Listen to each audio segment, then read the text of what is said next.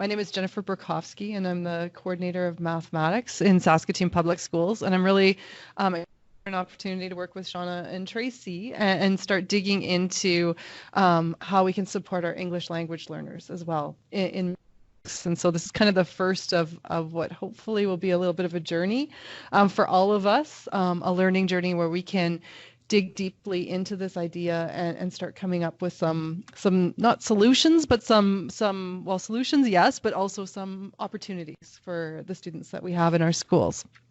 So to start off with today, I just thought that we would do a little bit of a notice and wonder.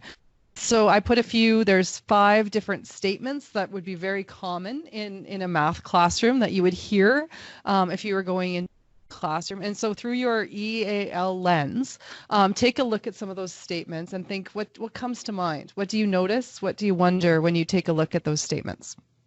And for those of you online, you can type them into the chat. And for those of us here, we'll have a conversation. Yes. So math is its own language, and there's lots of words that we use in math all the time that are specific to a concept in mathematics, but have a very different definition in everyday English. The idea of round, you're right. Like oftentimes students will think of, or children will think of a circle or something that you go around. In this case, rounding the number is rounding to the nearest benchmark that we want, either up or down, but we're rounding the number. And so we're making the number bigger or we're making the number smaller, which is a very different definition than round. Even the idea of reduce the fraction, and reduce the fraction is to put it into its simplest form with the lowest numerator and denominator possible.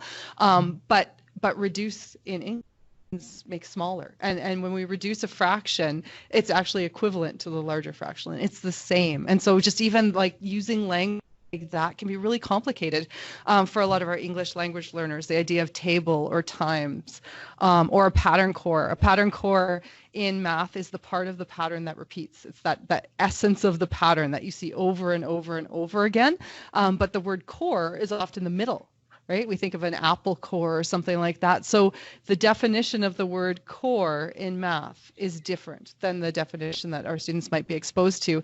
And this is why math can become, and often is for our English language learners, something that is really difficult, because mathematics and language are linked, and they absolutely are. So I found this quote from a book called The Problem with Math is English, and it really resonated with me, and I thought it might be a jumping off point for our conversations today, because math and language are linked, and language is the vehicle for conveying math knowledge to our students. It is the vehicle our teachers are using in the classroom. And so when our students have difficulty with the language, then it could potentially break down their comprehension of those concepts. And a lot of times is what we have, or what we try to do in our classrooms, is we strip the language out and just leave the numbers so that they can continue to be successful in the mathematics. But what we justify, or what we lose when we do that, is understanding. We have temporary understanding of those concepts at that moment of time, but as we continue to extend the concepts and make complex and more abstract, that loss of comprehension will become very apparent and will become very detrimental for students' understanding. So we have to, as we're working through mathematics, have to think about the needs of our English language learners as well, which is why I'm excited to begin this journey with you all today. In the video, Jennifer mentions that students may understand at that moment. In fact, language learners, even though they appear to understand, may not have the ability to store their learning in their working memory, and may therefore forget what they've appeared to comprehend earlier. David Sousa, in his book How the ELL Brain Learns, explains why this might happen. You can see in figure 6.2 the explanation of the working memory. If a student's working memory is really spent on language processing, they have less memory to work on mathematical processing. As their language proficiency increases, then they have the ability to use their working memory for more mathematical processing.